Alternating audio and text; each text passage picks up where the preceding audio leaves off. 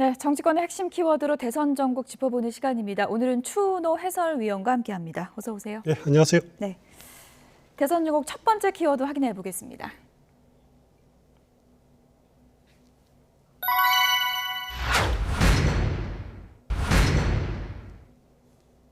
네, 시간이 벌써 이렇게 됐습니다. 그렇습니다. 이제 100일밖에 안 남은 그런 상황인데 YTN이 긴급 여론조사를 실시했습니다. 결과 그래픽으로 확인해 보겠습니다. 네, 대선이 100일 남은 시점에서 이재명 민주당 후보 35.1%, 윤석열 후보는 43.7%를 기록했습니다. 양자로 가볼까요? 네, 양자 대결을 가상으로 봤을 때 이재명 후보 39.7%, 윤석열 후보 48.6%로 오차 범위 박 차이가 났습니다. 대선 당선 가능성을 묻는 질문 볼까요? 네, 이재명 후보 39.6%, 윤석열 후보가 50.1%로 10%포인트 넘게 차이가 났습니다. 추은호 해설위원 나와 계신데요. 100일 앞두고 여론조사 어떤 의미가 있는 겁니까? 일단 100일 앞두고 오늘 여러 여론조사 기관에서 여론조사를 실시했습니다만 공통적으로 나타나는 것은 오차범위 아니든 오차범위 밖이든 윤석열 후보가 모두 앞서고 있는 것이다. 라는 여론조사는 똑같은 것 같아요. YTN과 의뢰해서 리얼미터가 한 여론조사는 지난 26일, 27일입니다. 금요일과 토요일 날 대상으로 한 건데 ARS 전화로 했는데 ARS 조사는 전통적으로 보면은 윤석열 후보 측에 좀 높게 나오는 경향이 있어 왔습니다. 예. 그것이 여전히 반영이 됐고요. 그리고 무선 전화가 90%, 유선 전화가 10% 반영이 됩니다. 그러니까 고령자의 의견이 충실히 반영이 되기 때문에 정치 고관여층과 또 고령자의 의견이 많이 반영이 되는 것이다. 지난주보다 비교해서 격차가 벌어진 거죠? 그렇습니다. 요번 주에 이제 8.6%포인트 였는데 차이였는데 지난주에는 7.1%포인트 차이였습니다. 그러니까 1.5%포인트 차이. 지난주가 아니라 정확하게는 지난주 월요일, 화요일입니다. 이틀 조사하고 지난주 주 후반 조사하고는 또 여전히 격차가 좁혀지지 않고 벌어지고 있는 것이 이번 YTN 리얼미터 여론조사 결과다 이렇게 보시면 될 것 같습니다. 윤석열 후보의 컨벤션 효과가 사라지고 있다. 지난주에 그런 진단이 나왔는데 그렇습니다. YTN의 여론조사에서는 일단 격차가 조금은 벌어진 모습이었고요. 저희가 참고로 다른 여론조사도 함께 보도록 하겠습니다. KSOI가 조사한 여론조사 결과 보여주시죠. 이재명 후보가 39, 윤석열 후보가 41.8%. 여기는 완전히 작은 차이로 붙었네요. 3% 그렇습니다. 차이도 안 나는 건가요? 월요일마다 정리조사가 발표되는데요. 지난주 여론조사는 0.5%포인트 차이였습니다. 지난주보다는 또 이 여론조사를 봐도 윤석열 후보가 조금 더 앞서가고 지난주엔 0.5% 차이였습니다. 그러니까 격차가 조금 더 벌어지는 차이가 나는데 이 여론조사 역시 ARS로 조사를 하지만은 100% 무선 전화를 대상으로 한 안심번호로 조사하기 때문에 좀 차이가 있습니다. 그 표본을 만드는 것 자체가 차이가 있지만은 확실한 것은 양자 간의 차이가 좁혀졌다가 다시 좀 더 벌어지는 양상은 두 여론조사 모두 똑같은 것 같습니다. 그러니까 여론조사를 추세를 보는 게 중요하다고 하셨는데 추세로 보면은 지난주보다는 조금 벌어졌는데 그렇습니다. 대선을 100일 앞둔 시점에서 이 수치를 보면 아직은 안개 속이다 이렇게 보는 게 맞는 거죠? 그렇습니다. 보통 이제 D-100일 하면은 모든 나올 수 있는 그런 요소들이 다 드러나고 또 검증이 되고 하는 과정을 겪고 왔는데 이번 여론조사, 이번 대선 과정은 D-100일이지만 아직도 숨겨 있는 과제들이 많이 남아 있다. 특검이 어떻게 될지도 모르는 상태고 또 TV 토론에 윤석열 후보가 어느 정도 대응을 잘할지 그것도 아직까지는 나타나지는 건 없는 거고 배우자 문제도 어떤 방향으로 튈지 모르는 거고 그래서 아직까지는 안개 속이다 이렇게 보시면 될 것 같습니다. 절대 강자가 없고 이번 대선의 특징 중에 하나는 많은 분들이 찍을 후보가 없다. 역대 그렇습니다. 대선 중에 지금 두 후보 비호감도가 가장 높은 대선인데 그래서 이 여론조사도 좀 눈여겨봐야 될 것 같습니다. 대통령이 되면 안 된다. 이 후보는 비토 인물 어떻게 나왔는지 함께 보실까요? 이재명 후보 같은 경우에는 48.2%고요. 윤석열 후보 40.2%입니다. 그러니까 두 후보 모두 굉장히 높아요. 높은 와중에 이재명 후보가 더 높네요. 그렇습니다. 이재명 후보에 대한 비토층은 주로 영남 지방에서 많은 것 같고요. 그리고 20대가 많습니다. 또 60대 이상. 그리고 60대 이상과 영남 쪽에서 많은 건 이해가 되지만은 20대 이상의 20대의 비토 정서가 강하다라고 하는 것은 어떻게 보면 이재명 후보 측에서는 굉장히 뼈아픈 대목일 수밖에 없을 건데요. 아직까지 20대가 이재명 후보에게 마음을 닫고 있다. 일 잘한다고 하지만은 이재명 후보를 선뜻 마음을 주지 않고 있다라는 것이 여실히 드러나고 있습니다. 자칫 이렇게 비호감도가 높으면은 자칫 우려되는 것이 투표율을 안 할 가능성이 높다라는 거죠. 그 투표율 저하로 혹시 나타나는 것 아니냐 그런 우려도 상당히 있을 수도 있습니다. 이번에 이재명 후보가 호남을 찾은 자리에서 좀 윤석열 후보 이기게 좀 도와주세요라고도 했다고 하는데 메타버스도 타고 지지율 상승세도 이끌고 있는데 딱히 상승세를 이렇게 추격하고 골든크로스까지 이루는 데는 아직은 미흡한데 이게 이재명 후보 과제 아니겠습니까? 그렇습니다. 이재명 후보가 극복해야 될 과제 중에서 빨리 여론조사에서 이렇게 극복을 역전을 해야 되는 건데 그동안 이재명 후보가 지난주에 보여준 모습 보니까 상황이 자기한테 불리하다. 그래서 빨리 변신하는 모습을 보였습니다. 선대위도 빨리 다시 만들고 그리고 사과하는 모습, 특검을 수용한다라든가 하는 여러 가지 변신 모습을 보였지만은 그래도 아직까지는 그런 것들에 대해서 진실된 모습이다라고 하는 것까지는 인정을 못하는 것이 조카 사건도 좀 변수가 됐을까요? 그렇습니다. 조카 사건도 보니까 아주 그 개인의 문제 또 가족의 문제라는 것에 대한 의구심들이 아직까지 여전히 남아있다라는 거고요. 그래서 이재명 후보에게 가장 필요한 것은 좀 더 진실된 모습, 진실된 반성과 그리고 자성의 모습들로 유권자들의 마음을 사로잡는 거다. 또 하나는 메타버스를 매주 하고 있습니다만 결국 정치의 해답은 현장에 있습니다. 그건 뭐 이재명 후보뿐만 아니라 윤석열 후보도 마찬가지지만 현장의 목소리를 듣고 현장과 좀 더 가깝게 하는 모습들을 보여줄수록 유권자가 마음을 열 겁니다. 네, 이재명 후보 한 가지 특징 중에 하나가 요즘에 또 홍남기 부총리를 연일 압박하고 있어요. 그렇습니다. 이 홍남기 부총리에 대해서 뭐 맴매하겠다, 뭐 이런 어린아이들한테 쓰는 표현이긴 한데 맴매하겠다 이러면서 또 압박하기도 했는데 이건 어떤 의도가 있는 겁니까?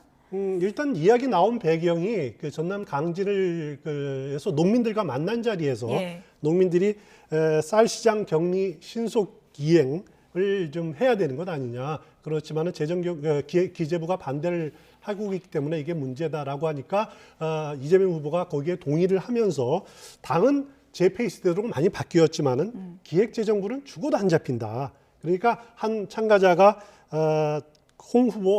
홍남기 부총리 맴매야 되는 것 아니냐 이렇게 했더니만은 이재명 후보가 두드려 패는 것도 안 되고 맴매해야 된다라는 식으로 나름대로 홍남기 부총리하고는 또 각을 졌습니다. 또 어떻게 보면 이것이 문재인 정부와의 차별하다라고까지는 아닌 것 같고요. 일단 정부가 후보 마음대로 이렇게 확확 움직이지 않는 것 같다라고 하는 그런 아쉬움들을 표현한 것 같고요. 만약에 이 상태라면 이재명 후보가 대통령이 당선된다면은 기재부를 어떻게 변화시킬 것인가, 정부 조직을 어떻게 바꿀 것인가 이것이 한 차례 또 논란의 거리가 될 것은 분명히 어쨌든 뭐 이재명은 합니다. 보여주려면 기재부가 도와줘야 되는 거잖아요. 그렇습니다. 홍남기 부총리도 뭐 할 말은 많겠지만 아직은 침묵하고 있는데 어떤 얘기가 나오는지 좀 지켜보도록 하겠고요. 저희가 대선 D-100일 민심 흐름 살펴보고 있는데요. 두 번째 키워드 확인해 보겠습니다.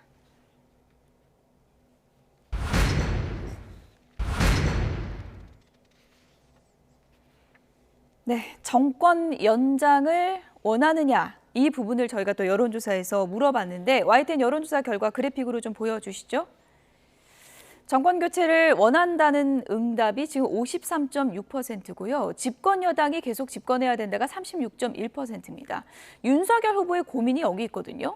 정권 교체 여론이 반이 넘는데 지지율은 한참 못 미쳐요. 그렇습니다. 이것을 만약에 가상 양자 대결하고 비교를 해보면은 가상 양자 대결에 윤석열 후보가 48.6 그리고 이재명 후보가 43.7을 받았습니다. 그러니까 가상 양자 대결을 했을 때도 물론 이제 윤석열 후보의 지지율이 못 미치는 거죠. 정권 교체 여론에 비해서 못 미치는 거죠. 물론 여기에는 야권에 의한 정권 교체는 심상정 지지율 그리고 안철수 지지율, 김동연 지지율이 다 포함이 돼 있고 거기다가 홍준표나 유승민을 지지하는 사람 아직 윤석열에게 마음을 안 주는 사람의 마음도 담겨 있을 겁니다. 하지만은 그런 것까지 다 인정을 하더라도 네. 정권 교체 지지율에 그 지지하는 것에 본인의 지지율이 못 미친다라는 것은 윤석열 후보가 아직까지는 정권 교체에 대한 비전을 정확하게 제시하지 못하고 있는 것 아니냐. 예. 물론 반문의 중심으로 본인이 그 국민의힘의 후보가 됐지만은 그러면 정권 교체를 원하는 많은 유권자들의 마음을 어떻게 자기가 이끌어갈지 그 비전을 보여주는 데는 또 대안이 될 수 있다라는 데는 아직은 좀 미흡한 모습을 보이지 않느냐라고 하는 점을 본인이 한번 뼈아프게 느껴야 될 대목이 아닌가 싶습니다. 수치만 놓고 보면 정권 교체는 원하지만 윤석열한테 지금 표를 줄 수는 없다라는 많은 부동층이 있다는 걸로도 지금 볼 수 있는데 지금까지 윤석열 후보 왜 이렇게 선대위 고심만 하고 안 움직이냐 이런 비판이 많았지 않습니까? 그렇습니다. 오늘 충청 간다고 하죠? 그렇습니다. 오늘 이제 선대위 첫 회의를 열고요. 그리고 충청권을 2박 3일 동안 방문을 합니다. 충청권은 아시다시피 윤석열 후보의 부친의 고향 아닙니까? 공주고. 그래서 윤석열 후보가 일정 부분 충청 대만론을 담보하고 있다, 반영하고 있다라고 하는 그런 측면이 하나 있고요. 여기에는 김병준 총괄 선대위원장도 같이 동행을 합니다. 김병준 선대위원장 같으면은 지난 총선 때 세종에서 출마를 했었습니다. 그리고 당협위원장도 지냈고요. 원래 이분이 이제 대구 상고 출신이고 대구 분이지만은 여기에 나온 것은 참여정부 시절에 그 행정중심 복합도시 이것을 설계한 사람이 김병준 당시 정책실장이었고 그 인연으로 충청권에 나름대로 상당히 인연이 있습니다. 그래서 두 사람이 같이 충청권을 방문한다는 것은 대표적인 스윙보터, 대표적인 중도 지역인 충청권을 공략함으로써 교두보를 확실하게 마련하겠다. 이런 의지가 담겨 있는 것 같습니다. 윤 후보가 오늘 나는 충청의 아들이다 이렇게 하면서 선대위 모두 발언 시작하는 걸 봤는데 선대위 모두 발언 윤 후보가 하고 나서 김병준 위원장이 발언을 했고요. 오늘 또 충청도 같이 가고 그렇습니다. 이런 모습을 김종인 전 위원장은 어떻게 보고 있을까요? 김정인 위원장을 일단 뭐 완전히 배제한 상태는 아닌 것 같고요. 일단 개분 발차를 한 건데 과연 김정인 위원장이 뒤늦게 합류를 할 것인가? 이것은 아직 그 가능성은 좀 열려 있는 건 같습니다. 하지만은 분명한 것은 김정인 전 위원장과 윤석열 후보 간에 이렇게 그 선대위에 그 주도권을 잡겠다. 이것이 좀 차이가 있는 것 같아요. 그러니까 쉽게 말해서 김정인 전 위원장은 조선시대에 그 정도전처럼 본인이 신권 정치, 신하 재상이 이렇게 주로 하는 그것을 꿈꾸고 있는 것 같고 윤석열 후보는 아니다. 그 이방원이 꿈꿨던 이제 왕권 정치 이것을 꿈꾸는 것이 아니냐. 그 차이에서 그 좀 충돌이 벌어지는 것 아니냐 이렇게 해석이 되는 것 같습니다. 정도전을 꿈꾸고 있는 김종인 전 위원장 문이 완전 닫힌 건 아니죠? 그렇습니다. 아직까지 문이 완전히 닫힌 건 아닌 것 같습니다.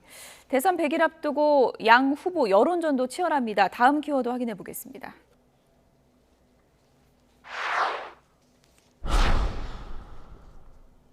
이 그래픽 보고 이게 뭐지? 뭐 이런 분들 많으실 것 같습니다. 그러니까 이재명 후보가 윤석열 후보를 향해서 산무 후보다 이렇게 비판을 했습니다. 그렇습니다. 해석을 좀 해주시죠. 산무가 뭡니까? 산무라는 건 세 가지가 없다라는 거죠. 일단 무능하다, 능력이 없다, 그리고 무식하다, 또 무당은 무당을 쫓아다닌다라는 겁니다. 그러니까 국가 책임자가 국정을 제대로 모르는 것은 범죄다. 그래서 국정에 대해서 아무것도 모르면서 무슨 이상한 그 스승님 쫓아다니는 그러면서 나라의 미래를 맡기는 그런 후보가 돼서는 되겠냐라고 비판을 한 겁니다. 직접 비판을 한 겁니다. 결국 이건 뭐냐면은 이재명 후보의 캐치프레이즈가 이재명은 할 수 있다라는 것 아닙니까? 자신은 유능하다, 자신은 할 수 있다, 능력이 있다라는 건데 그것을 대비를 해서 그 윤석열 후보의 부족한 점을 이렇게 꼬집은 그런 산무 비판으로 접근을 하고 있는 겁니다. 부연 설명 보면 세 번째 무당을 제일 강조한 것 같기도 하고요. 그렇습니다. 그런 이미지를 좀 더 씌우려는 전략이겠죠.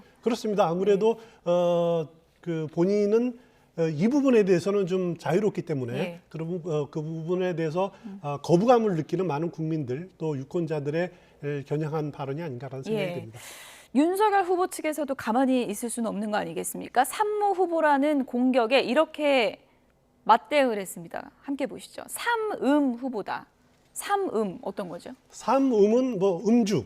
그러니까 이재명 후보가 음주운전으로 적발됐다는 것은 다 알려져 있는 사실이고요. 그리고 음흉하다. 예. 유동규 씨를 몰랐다라고 발뺌하고 있지만은 그런 이제 와서는 대장동 의혹에 대해서 특검을 도입하고 머리를 숙이자라고 예. 하는 것이 좀 음흉한 것 아니냐. 예. 그리고 음지 이것은 조폭과 연루돼 있다. 그리고 조카 살인 사건 변호한 전력이 있다. 이런 부분들을 묶어 가지고 음지다. 예. 그래서 삼음이다라고 이재명 후보를 겨냥하고 있습니다. 예. 삼모 후보, 삼음 후보. 대선 100일 앞두고 네거티브의 본격적인 서막이 올랐다. 이렇게도 볼 수 있을 것 같습니다. 지금까지 추은호 해설위원과 정리해봤습니다. 고맙습니다.